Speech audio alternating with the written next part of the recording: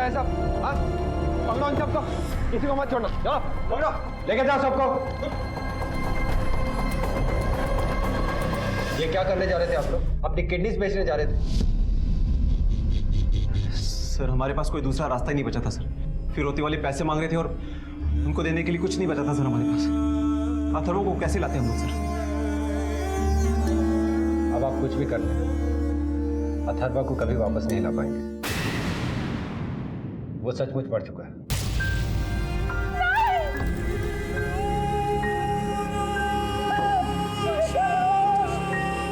हमें यह भी पता लग गया है कि उसका किडनैप किसने किया था। किसने सर?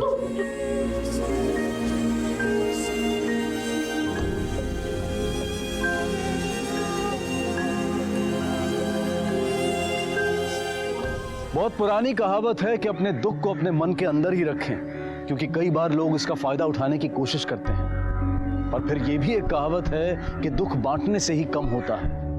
तो फिर किस कहावत को सही माना जाए? कहावत चाहे कोई भी क्यों ना हो, लेकिन समझना यह जरूरी है कि जिंदगी में किसी भी मोड़ पर इतने कमजोर ना पड़े कि किसी अपराध के चंगुल में फंस जाए, क्योंकि अपराध उन्हीं को अपने शिकंजे में लेता है जो अपने आप को संभाल नहीं पाते हैं। आखिर राधा ने इस सच को मान लिया कि अथर्वा जा चुका है हमेशा के लिए। राधा ने और समर ने मिलकर एक बच्चे को गोद लेकर अपनी जिंदगी को फिर से आगे बढ़ाने का सही फैसला लिया है। सुलेखा अपने झूठे अहम को स्वाभिमान का नाम देकर एक ऐसे अपराध में शामिल हो गई कि उसे संभलने का मौका ही नहीं मिला।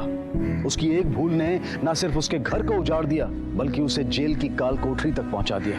बुरे वक्त में हम सब टूटकर बिखरते हैं, लेकिन जितनी जल्दी हम अपने आप को समेट लें उतना ही हमारे लिए अच्छा होता है। इसी विचार के साथ अब मैं अनूप सोनी आपसे विदा लेता हूं। फिर मुलाकात होगी अगले एपिसोड में एक और चौंका देने वाले केस के साथ। तब तक अपना और अपने परिवार का ख्याल रखें और देखते रहें क्राइम पेट्रोल डायल 100। सबक एक को सीख हम सबको। जय। हर कोई अपना भविष्य उज्जवल बनाने की दौड़ में लगा है। एक लंबी प्लानिंग बना रखी है जिंदगी की, लेकिन दूर की सोच में कभी कभी नजदीकी मामले बिगड़ जाते हैं। कुछ बड़ा हासिल करने की कोशिश में जो हाथ में है वो भी खो जाता है। आज की ये कहानी एक ऐसे दिल दहला देने वाले सच की तरफ इशारा करती है जिसकी अनदेखी करके एक परिवार ने बहुत बड़ी कीमत चुकाई।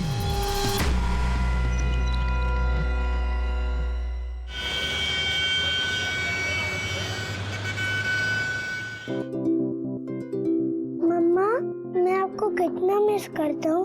आप फैक्ट्री क्यों गए?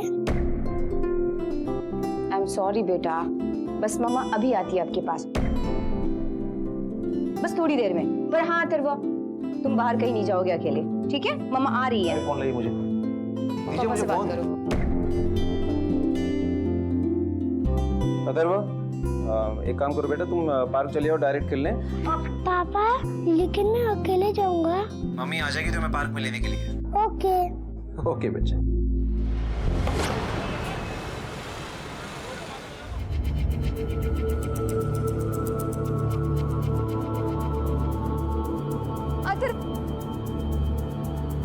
अथर्वा, अथर्वा, अथर्वा, मेरा बेटा है छोटा सा, वो अथर्वा, अथर्वा, अथर्वा, अथर्वा, अथर्वा।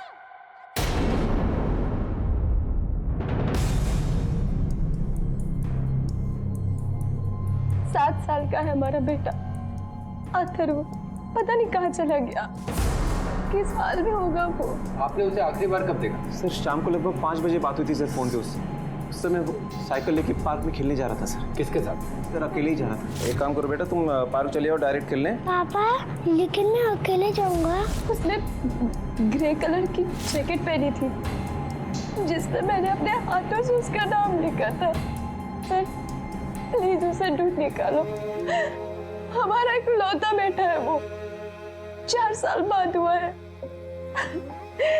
पता नहीं किस साल में होगा मेरा अथर्व।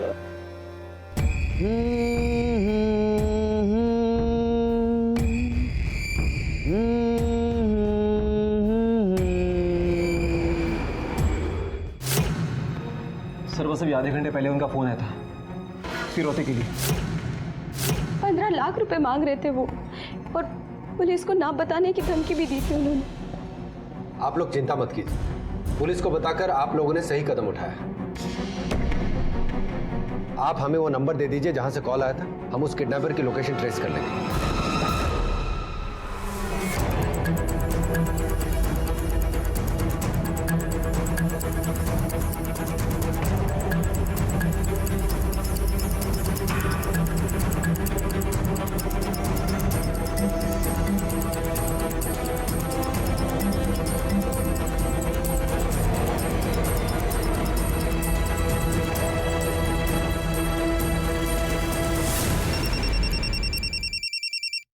हेलो।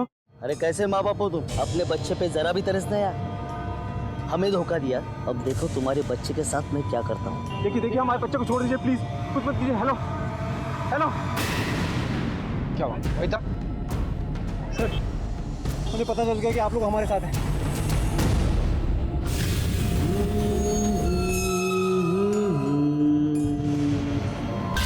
जो हुआ वो बहुत गलत हुआ, लेकिन अब जो होगा वो सही होगा।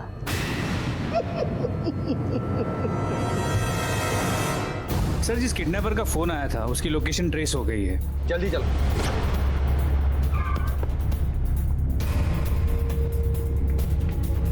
ये ताला तोड़। क्या सर? मिस्टर, वहां देखो। सर।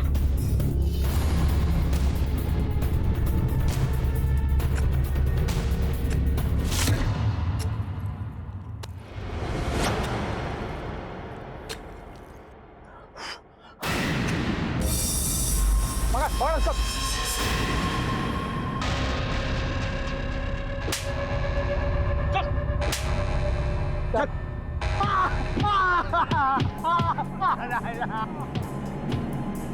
चेहरा तो बुरी तरह कुचल दिया ताकि शिनाख्त ना हो।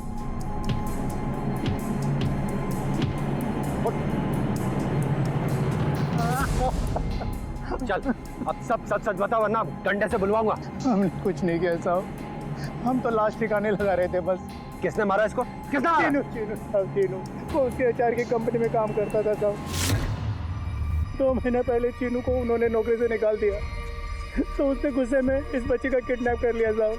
हमें भी पैसे का लालच देकर हमें साथ में मिला लिया साहब। उसी ने मारा है, उसी ने इसका चेहरा भी खराब किया है। पैसों के लिए किसी के साथ भी किडनैपिंग का प्लान कर लेगा तू? हाँ?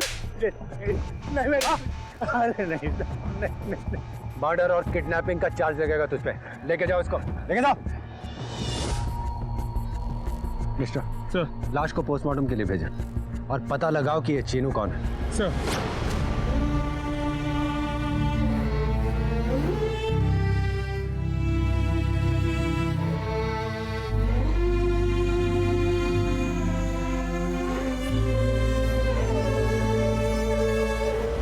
अपने बेटे अथर्वा के अपहरण और उसकी मौत के बाद राधा और समर टूट चुके थे। 6 महीने बीत चुके थे।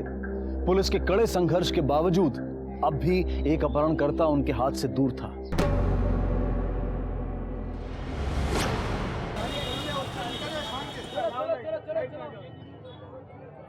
मम्मी आइसक्रीम दिलाओ ना।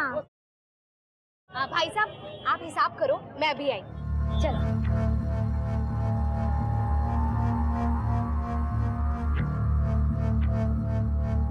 कितना हुआ भैया? आप आलू गोभी बेच रहे हैं कि सोना बेच रहे हैं?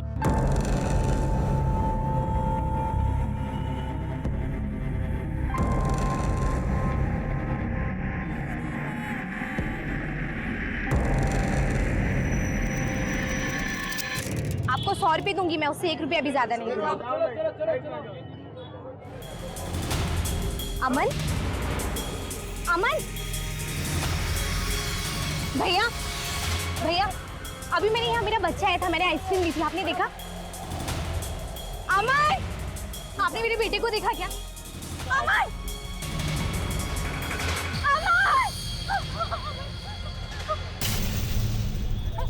अमन, मम्मा को छोड़ के ऐसे कहीं जाते हैं क्या बेटा? कहाँ थे आप?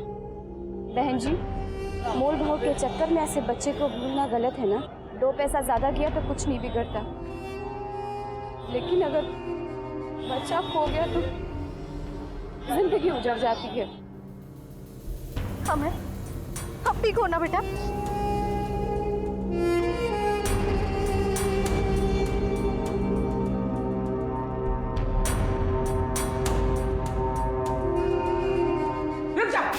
खबरदार जो हमारे पोते को हाथ लगाने की हिम्मत भी की तो। माँ जी, हम इसकी माँ है, ये हमारा बेटा है। हमारे पोते को ऐसी माँ की कोई जरूरत नहीं है। अरे तेरी वजह से ही मरा है अथर्व। मृदुला, अब बस भी करो।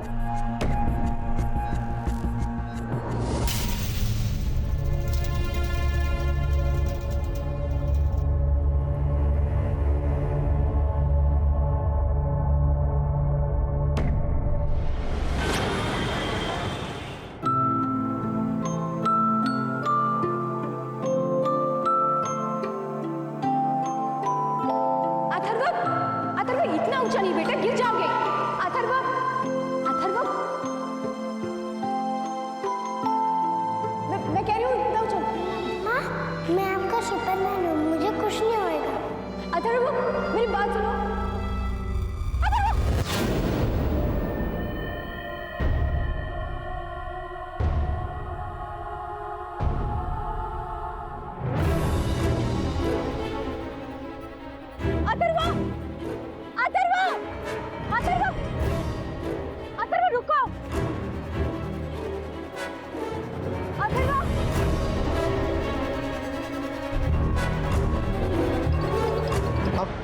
हमारा नाम शरद है, हमें शास्त्री नगर में रहने वाली है राधा माथुर के खिलाफ रिपोर्ट लिखानी है। क्या हुआ? हम अखबार बांटने का काम करते हैं। अभी थोड़ी देर पहले जब हम अखबार डालने आज उसके घर गए तो उसने हमें बुला के बहुत मारा। साहब क्या कर रही हो?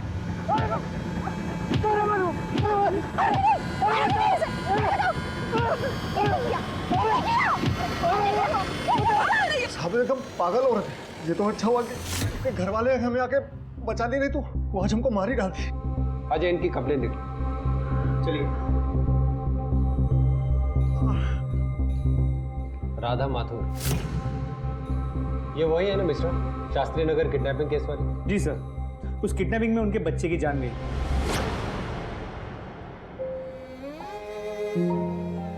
क्या वाकई राधा ने अथर्वा को देखा था? क्या अथर्वा जिंदा था? अथर्वा की यादें अब भी राधा के दिलो दिमाग पर छाई हुई थी। वो एक ऐसे दर्द से जूझ रही थी जिसकी चुभन शायद ही किसी की समझ में आए।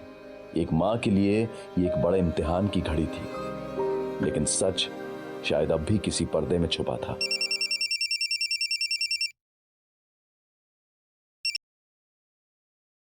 हेलो, वो ग्रे जैकेट तुम्हारे बच्चे का फेवरेट जैकेट है ना?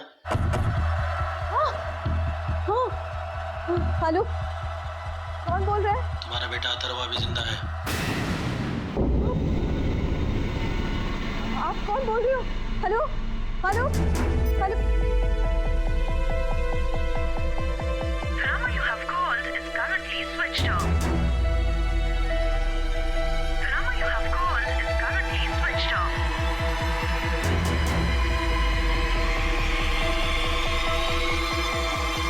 आज का ये केस आपके यकीन की बुनियाद को हिला देगा। एक अपहरण के 6 महीने के बाद आया फिरौती का कॉल। क्या राज था इसके पीछे? क्या वाकई अथर्वा जिंदा है? क्या सच में राधा ने उसे देखा है? तो फिर जिसे मृत अथर्वा मानकर अंतिम संस्कार कर दिया गया था वो कौन था? कई राज थे जिन पर से पर्दा उठना अभी बाकी था। आपने उस न्यूज़पेपर वाले को क्यों मारा? क्योंकि पागल है, इसका दिमाग खराब है। आपको यकीन नहीं आता तो इसके डॉक्टर से पूछ लीजिए। देखिए, हमने सवाल राधा से किया है, आपसे नहीं। बताइए। हमें उसमें एक नोट मिला था। क्या ये तूने लिखा है ना? ये उस न्यूज़पेपर में मिला था हमें। और इतना ही नहीं तो अथर्वा में पार्क में भी दिखा था, बस उसका चेहरा नहीं देख पाए हम। वो अथर्वा ही था। उसने अपनी फेवरेट जैकेट भी पहनी थी जिसपे हमने खुद ने अपने हाथों से उसका नाम लिखा था। किसी आदमी के साथ आया था और फिर वहां से चला गया। पर अथर्वा तो नहीं,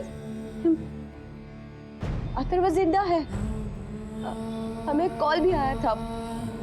उस आदमी ने भी हमें ये बताया कि अथर्वा जिंदा है।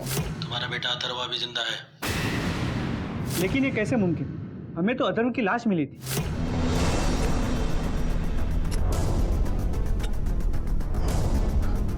किसने मारा इसको? चीनू। अथर्वा का किडनैपर चीनू अभी तक लापता है, लेकिन अथर्वा के कपड़े देखकर आप ही लोगों ने उसकी लाश की शिनाख्त की थी। हाँ, हमने उस बच्चे का अंतिम संस्कार अपने हाथों से किया था, लेकिन हमारा दिल तब भी नहीं माना था।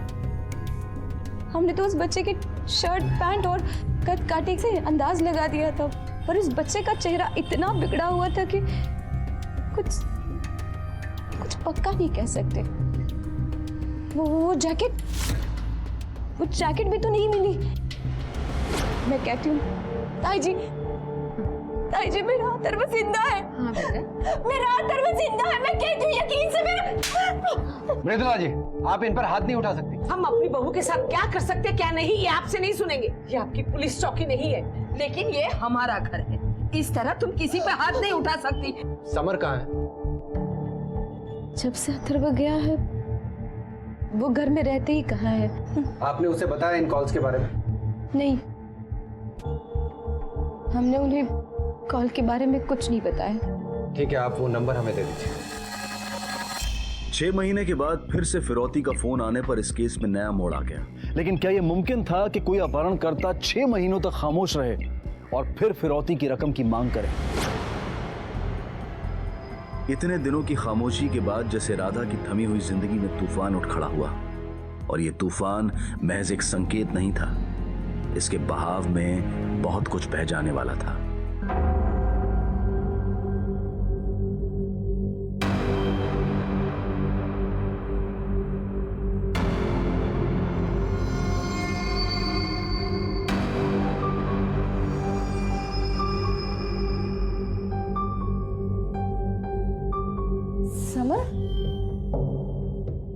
समर, आप कहाँ थे? हाँ, मैंने आपको कितने कॉल किए, आपने फोन का जवाब क्यों नहीं दिया? समर, मैं क्या पूछ रही हूँ, आप कहाँ थे? हमने तुमसे कभी पूछा है कि पिछले 6 महीनों से तुम कहाँ थी? पूछा है कभी? हम तो घर पर ही थे। घर पर तो तुम थी, बस तुम्हारा दिल यहाँ नहीं था।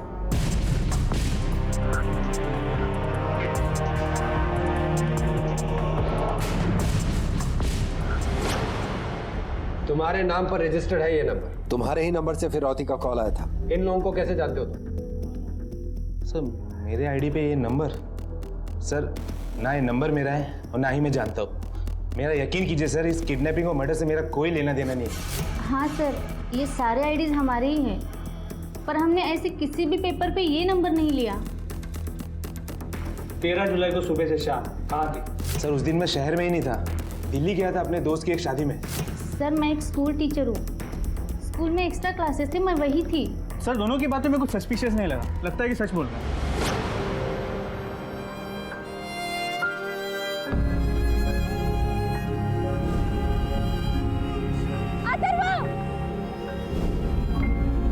तुम्हारा बेटा अथर्वा भी जिंदा है। अथर्वा मर चुका था। उसका अंतिम संस्कार खुद समर ने अपने हाथों से किया था। राधा ने भारी मन से इस सच को स्वीकारा था। क्या सच पूरी तरह बेनकाब हो गया था, या अब भी कुछ राज थे जो सामने आने बाकी थे?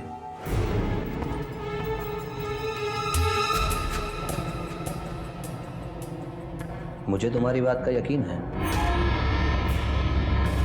लेकिन उस कॉलर के बारे में तुम्हें पुलिस को नहीं बताना चाहिए था। अगर उस किडनैपर को पता चल गया तो राधा, तुमने फिर से वही गलती कर दी है।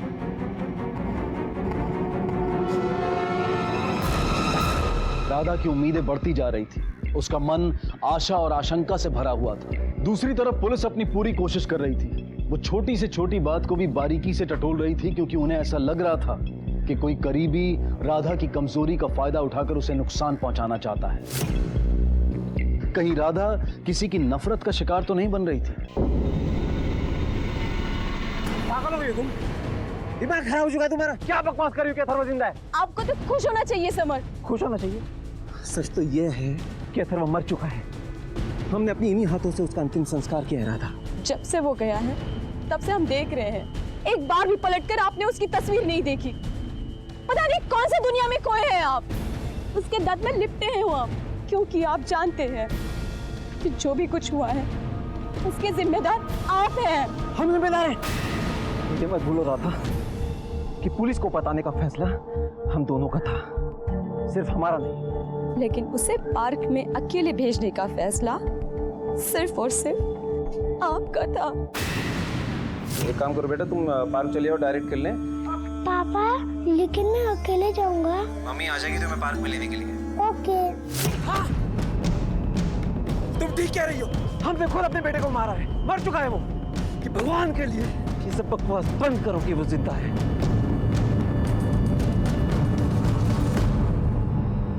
सर रवीना और प्रकाश के बारे में पता किया, दोनों सच कह रहे हैं। किसी ने उनके आईडीज और डॉक्यूमेंट्स इस्तेमाल करके वो नंबर्स लिए थे 10 जुलाई को, और उस नंबर से सिर्फ राधा को फोन किया गया। पर कोई ऐसा करेगा क्यों? प्रकाश और रवीना के हिसाब से उन्होंने पिछले 1-1.5 साल में अपने आईडीज किसी को नहीं दिए, तो फिर किडनैपर के पास उनके आईडीज कहां से आए और वो चाहता क्या है?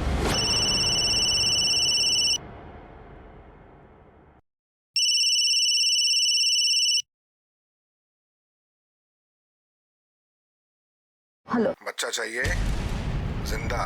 तो आज भी रकम वही है, 15 लाख। कब और कहाँ वो मैं फोन करके बताऊंगा। और हाँ, इस बार पुलिस को बताने की गलती मत करना, वरना इस बार मैं बच्चे को सचमुच मार डालूंगा। अरे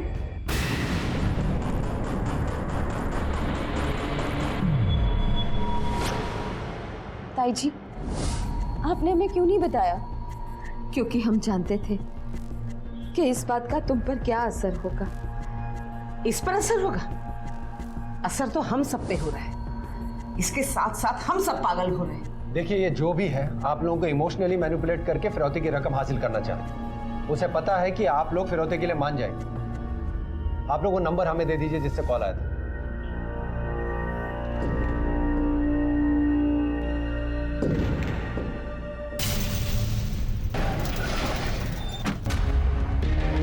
ये जो भी है राधा के आसपास का है, जो उसे अच्छे तरीके से जानता है। मिश्रा, राधा की सास मृदुला से उसके रिश्ते कभी अच्छे नहीं रहे, और पिछले 6 महीने में वो रिश्ते और बिगड़ गए।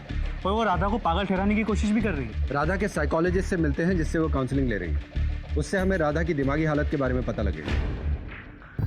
एक माँ के लिए अपने बच्चे से बढ़कर कुछ नहीं होता, और राधा ने तो अपने बच्चे को खोया है। वो इस हादसे से निकलने के लिए बाहर कोशिश कर रही है, लेकिन उसके लिए इतना आसान भी नहीं है। क्या आप बता सकते हैं कि राधा का अपनी सास से कैसा रिलेशन है? माफ कीजिएगा, ये पर्सनल इंफॉर्मेशन है, लेकिन इतना तो बता सकता हूँ कि इश्यू जरूर है। हाँ बोलो। सर, राधा की सास समर के लिए रिश्ता देखने गई थी पंडित जी के पास। ठीक है, बुलाओ उन्हें थाने। हाँ, हम अपने बेटे की दूसरी शादी कराना चाहते थे, क्योंकि राधा हमें बिल्कुल पसंद नहीं थी। हमें अपने घर के लिए घरेलू बहू चाहिए थी, ना कि राधा जैसी आधुनिक बहू। लेकिन हमारी जेठानी सुलेखा, उसे राधा बहुत पसंद थी, इसीलिए हमारी मर्जी के बिना उसने ये शादी तय कर दी। तो क्या वो राधा को जानती थी? नहीं, हमारा साझा कारोबार है, और हमारी जेठानी के बीच में ये तय हुआ था कि फैक्ट्री वो संभालेंगी और घर को हम संभालेंगे। लेकिन धीरे धीरे वो घर पे भी कब्जा करने लगी। 4 साल तक हमारी बहू को कोई बच्चा न हुआ, और फिर अथर्व हुआ, और हमारी जिंदगी में एक खुशी की लहर आ गई। अथर्व की प्यार की वजह से हम अपनी नफरत को भी भुलाने लगे थे। हमारी जेठानी की शय पर राधा फैक्ट्री में काम करने लगी। अगर उस दिन वो काम पर नहीं जाती तो ये सब कुछ नहीं होता। और फिर आप लोगों को उसके अगवा होने की खबर देकर उसने और बड़ी गलती की। किडनैपिंग के केस में पुलिस को जल्द से जल्द इन्फॉर्म करना जरूरी होता है। उसका नतीजा देख चुके हैं हम। आप लाख दलीलें दे, लेकिन ये इल्जाम आप पर और राधा पर ही आएगा। तो अपनी इस नफरत के चलते आपने अपने पोते के नाम पर अपनी बहू को पागल बनाकर उससे छुटकारा पाना चाहा, ताकि आप अपने बेटे की दूसरी शादी कर सकें। देखिए, हम राधा से नफरत जरूर करते हैं, लेकिन इतनी भी नहीं कि उसके लिए हमें अपने पोते के नाम का सहारा लेना पड़े। ठीक है, फिलहाल आप जा सकती हैं।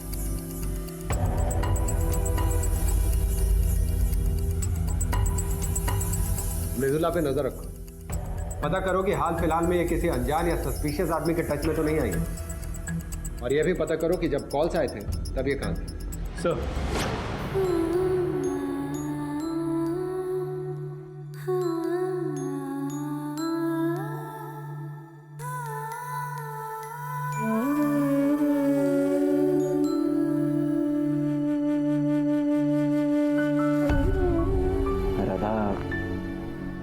जानते हैं कि अथर्व के जाने के बाद से हम तुमसे अच्छे से बात नहीं कर पाए, और तुम भी इन फोन कॉल्स के कारण काफी परेशान रहती हो।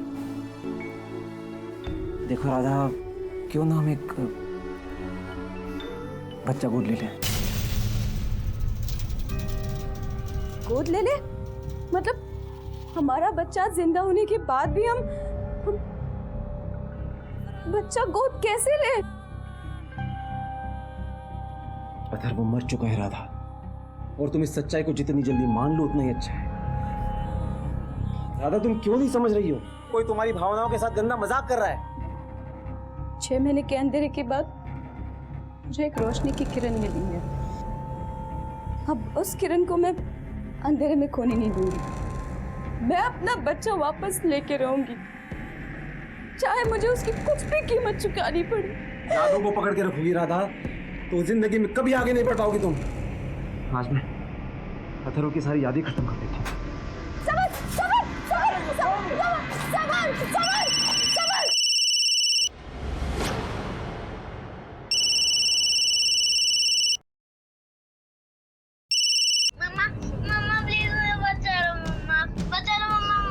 अथर्व, अगर तुमने फिर से पुलिस को बताया तुम्हारा बेटा जिंदा नहीं बचेगा।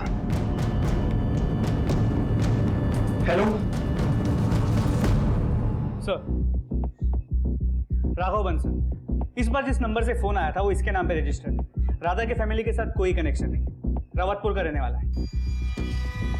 पिछले साल लखनऊ शिफ्ट हुआ, वहाँ इसकी दुकान है। प्रकाश और रवीना की तरह इसके आईडी को भी मिसयूज किया गया। मिश्रा, ये जो कोई भी है इतने आईडीज ला कहां से रहा है? अलग अलग लोग, अलग अलग लोकेशन। सर ये नंबर की लास्ट लोकेशन ट्रेस हो गई है। फोन शाहपुर से किया गया है।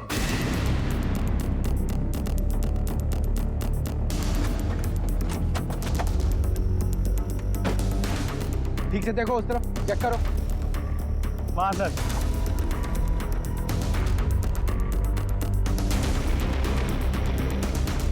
सर, गोडाउन की तरह यहाँ भी कोई नहीं है और ना ही कोई क्लू है।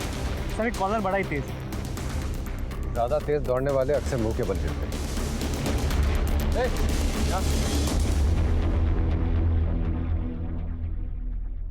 साहब, यहाँ पर किसी को आते जाते देखा है? वाह, हाँ देखा है साहब। क्या देखा है? गाड़ी, बड़ी सी गाड़ी। बड़ी गाड़ी मतलब क्या, वैन, टेम्पो? हाँ टेम्पो। एक बच्चा बैठा था और चला गया। बच्चा? कैसा बच्चा? चेहरा देखा उसका? नहीं, 8-10 साल का बच्चा था, बैठा और चला गया। ठीक है, जा। सर, क्या राधा की बात सच हो सकती है? वो बच्चा अथर्व हो सकता है। तो मिश्रा, एक शराबी की बात पर भी कैसे भरोसा किया जाए? चलो। ये भी तो पॉसिबल है कि अथर्व की मौत का कोई सोची समझी साजिश के तहत फायदा उठाना चाहता हूँ। हो सकता है। अब ये बात तो वही बता सकता है जिसने अथर्वा को आखिरी बार देखा था। कौन सा बच्चा साहब? हम समझे नहीं। जब डंडा अंदर जाएगा ना तो सब समझ में आ जाएगा। जिस बच्चे को तुझे गाड़ते हुए रंगे हाथों पकड़ा था उसकी बात कर रहे हैं हम, अथर्वा की। वो लाश अथर्वा की नहीं थी साहब, वो किसी लावारिस बच्चे की थी। तो फिर अथर्वा का क्या हुआ? चीनू ले गया उसे।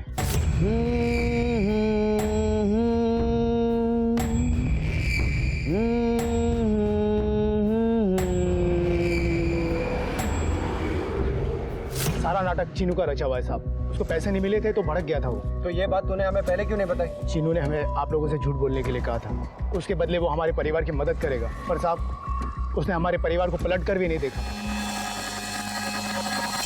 अब तक तो सिर्फ राधा ही थी जो अथर्वा के जिंदा होने का दावा कर रही थी, लेकिन अब समर ने भी फोन पर एक ऐसे बच्चे की आवाज सुनी थी जो काफी हद तक अथर्वा जैसी ही थी। ऊपर से बब्बन ने भी अपनी बात बदल दी थी। कल तक पुलिस बब्बन की गवाही पर और अथर्वा के घर वालों की शिनाख्त पर फार्म हाउस में मिली लाश को अथर्वा की लाश मान रही थी, लेकिन अब इस संभावना से इनकार नहीं किया जा सकता था कि अथर्वा सच में जिंदा था। क्या अपहरणकर्ताओं ने सही मौके की तलाश में इतना इंतजार किया था? पुलिस के लिए यह केस दिन ब दिन उलझता जा रहा था। झूठ कभी एक डाली पर नहीं टिकता। जहां फायदा हो वहां उछल कर चला जाता। अगर ये बब्बन एक बार झूठ बोल सकता है तो हो सकता है इस बार भी बोल रहा हो। लेकिन उसकी बात सच निकली तो? मिश्रा, पता करो कि उस दौरान किसी ऐसे बच्चे की मिसिंग होने की कंप्लेंट लिखाई गई थी क्या, जो उम्र और दिखने में बिल्कुल अथर्वा जैसा लगता। अगर वो लाश अथर्वा की नहीं थी तो किसी की तो होगी। सर मुझे तो अब भी ये विश्वास नहीं हो रहा कोई किडनैपर 6 महीने तक बच्चे को क्यों पाले।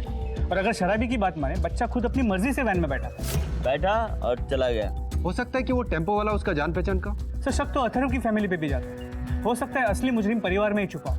बबन और चीनू के साथ कोई तीसरा भी मिला हुआ हो सकता है।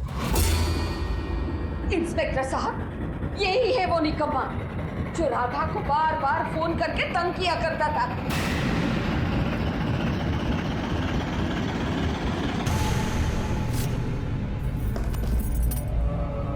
अरे शांति, कैसे चल रही हो? जरा नीचे देख के चला करो।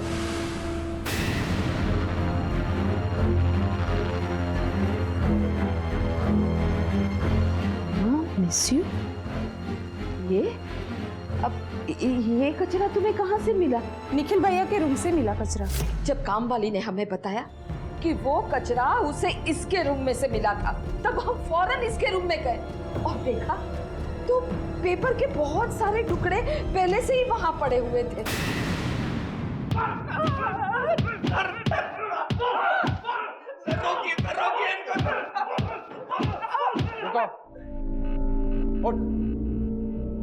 हमें तो पहले ही शक था कि अथर्वा की किडनैपिंग में तेरा हाथ है, लेकिन उस वक्त कोई सबूत नहीं मिला। चल अब सब सच सच बता। सर हम सिर्फ राधा को परेशान करना चाहते थे और इसीलिए हमने उसको वो नोट भेजा था बस।